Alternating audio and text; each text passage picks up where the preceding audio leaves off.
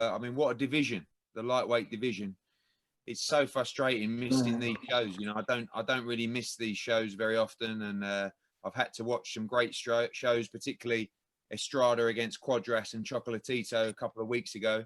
And this is a big fight for Devin Haney because, you know, a lot of people just presume that Devin Haney is the next big thing.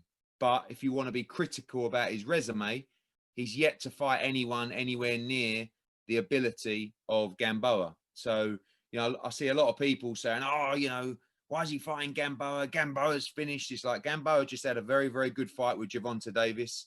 We know that he ruptured his Achilles, but he hung in there till right to the death. And this is by far the toughest fight of Devin Haney's career so far. I mean, in fact, the jump in opposition, and you have to say that Abdullayev was probably the highest caliber opposition Devin Haney has faced so far. Gamboa is on another level to Abdullayev. So I'm expecting a great fight. I appreciate people who think that Haney is a level above Gamboa. They must rate him very, very highly. And we have those beliefs as well.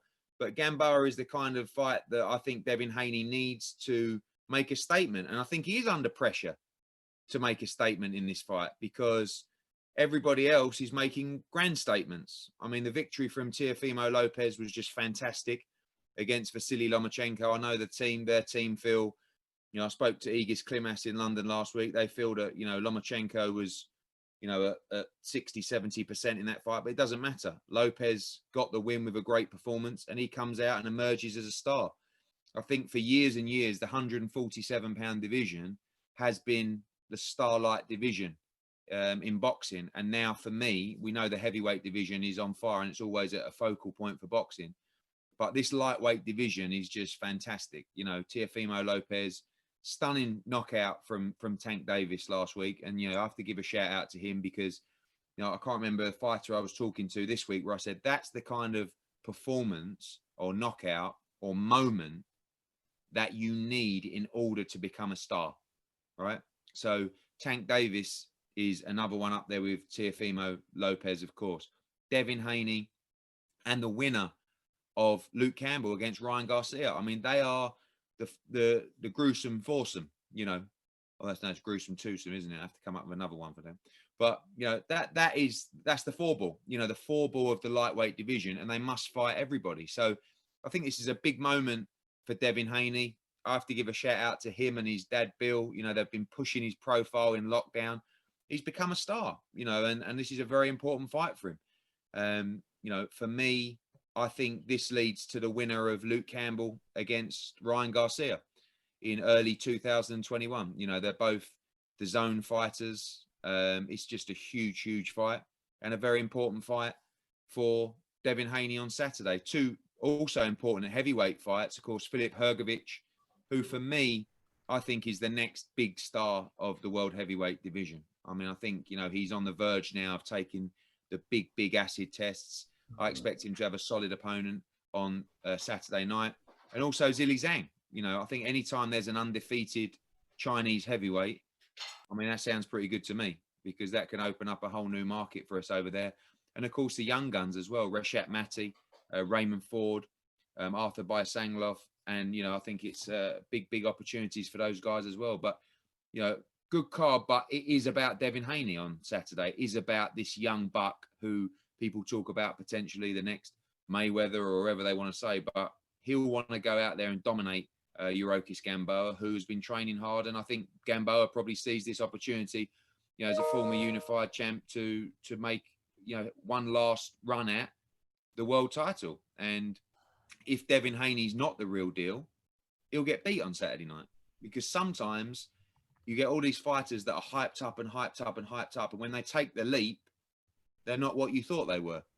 For me, that isn't the case with Devin Haney. But I think when you're in with a world-class fighter, you get to really find out the true ability. And I think you'll see Devin Haney shine on Saturday. So over to your virtual hands. Hi, Eddie. How's it going? Donna Corby here from MMA Island. This is a big fight coming up this weekend, but I do want to look forward a week to Katie Taylor, who fights next week I just spoke to Scott Coker recently, and he says that there is a dialogue there between you and Bellator about doing this Chris Cyborg super fight. However, he also said that a deal breaker is this MMA fight, which I thought was a polite way of saying we're not interested. Um, could you tell us exactly what's gone on between you and Scott Coker, and how likely it is that at some stage we see Katie Taylor step into the ring with Chris Cyborg? Well, I think, women's boxing is something that I'm very, very proud of at the moment, and we've still got a long way to go. We've got a long way to go with regards to equality of exposure, equality of purses. But that, I had an interview with The Athletic this week, and they were saying, some women are saying that they're not, getting the same money for a world title fight as a male world title fight. It has nothing to do with male or female. It comes down to the commercial value of each individual fight. Now, the top end of women's boxing is already there. Katie Taylor is earning more than male world champions. We got a world championship triple header of female boxing coming next weekend with Katie Taylor. And for me, I look at those fights, those super fights, and I look at options for Katie Taylor, and Chris Cyborg is really one of them. Clarissa Shields against Savannah Marshall, that's another super fight that can land for early next year. But I think with Katie, that the crossover fight always creates a lot of interest. I can't imagine Katie Taylor in a cage, right? She's a boxing purist. But if Cyborg wanted to entertain a boxing match, and there's not been any negotiations, but I've certainly reached out to Scott Croker and said, I think that's a super fight. And at some point, Chris Cyborg is going to want, the biggest financial fight available. So we'll see if Katie Taylor can get past Gutierrez next week, but we'd certainly be open to Taylor versus Cyborg in 2021. Hey, Eddie, how you doing? Hey, Danny. Good to see you, mate. Just a quick one, and sorry to take you off topic, but I feel like I'm representing the UK a little bit here, and we all want to know what's happening with the Dillian Whyte situation. We saw a couple of people throw their hat in the ring yesterday, Derek Chisora being one, Michael Hunter another. Just what's the latest on that November 21st show? So just taking a nice picture of you guys, that's fine. So the situation is that the fight that he wants more than anything is Alexander Povetkin, even. I think that obviously he has to rectify that defeat, or try to rectify that defeat. There is one fight, I believe, that he would take, and that's Tyson Fury on December 5th. I mean, I'm not sure we expect that to happen, but at the end of the day, unquestionably, Dillian Whyte would fight Tyson Fury on December the 5th if they wanted to discuss that fight. Chisora came on, it was a little bit of, it's 2.5 weeks now. Realistically, we will postpone that fight with Alexander Povetkin to January the 30th. And I think any fighter who has trained for 8 weeks and then loses his fight says, I just want to fight. And yesterday, that was very much the opinion, but Dillian Whyte has got a pay-per-view slot, and Derek Chisora possibly, that fight can work. Michael Hunter even threw his name into the hat for free, apparently, but that's not a pay-per-view fight for November 21st, especially with the clutter coming up. So I said to Dillian, unless we get asked to fight Tyson Fury, which he would do in a heartbeat, you just got to wait till January 30th. I mean, that's the fight for you, and that's what we'll do. And we'll announce that in the next 24 hours, and we'll also keep the Saturday night fight night with Ben against Sebastian Formella headlining that card with the other undercard underneath that. So, we then go on a run of Saturday night fight nights in the UK with Katie Taylor, Conor Benn, and of course Billy Joe Saunders against Martin Murray.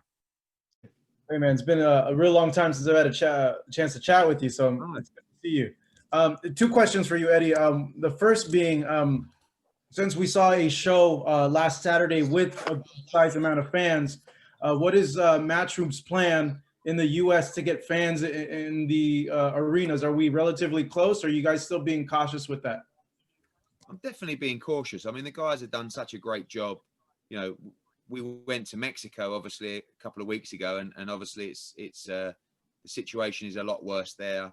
We're keeping these fights as safe as possible for the fighters and their teams and our staff as well. Very important. Shout out to Eric Botcher, our matchmaker. Unfortunately, went down with COVID, and you know, all the other guys were tested and they were all good. And every event now, Marcos, is like a sort of cross your fingers scenario. You know, I just read that Bachelt tested positive there, you know, and, you know, our guys got tested yesterday negative, and it's like, oh, you know, obviously Alexander Povetkin got it yesterday. So the key for us now is to make sure we can maintain the momentum of the sport, keep the fights coming for our broadcast partners, and keep our fighters active. The second phase of that is to bring fans back into the arenas.